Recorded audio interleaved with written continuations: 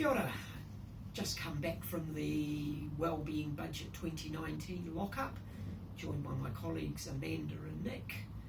So Amanda, it's your first lockup, first impressions? Lamingtons.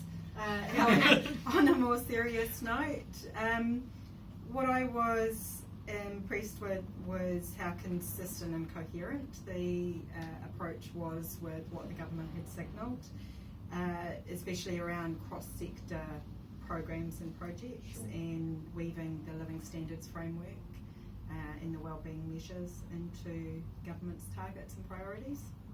How about you, Nick?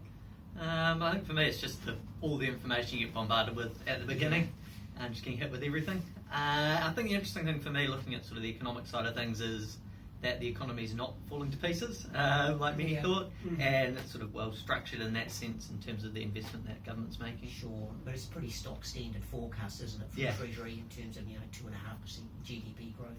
Nothing too exciting. It's not really going to change the world, is it? No, I don't think it will, but I think it's that focus on government spending and that increase that's going to hold up the economy according to what Treasury says. Sure, and I think I'd agree, it is very much a spending budget, but did you get a sense that it was a transformational budget? I'm not sure transformation would be the word I'd be looking for. I can see where they've got areas of growth and focus, especially around Pacifica, Māori and children. Those are the areas and the population groups that are showing some of the gaps with inequality and inequity.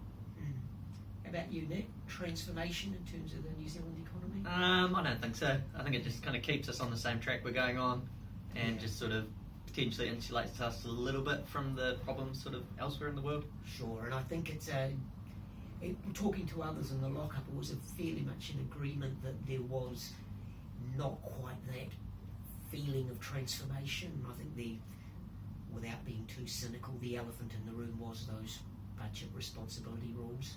A little bit disappointing that the debt target is still, the debt track is still looking to go down, despite the signals from the minister that they were going to use the 15 to 25% range. So there's a fair bit of elbow room that they didn't actually use.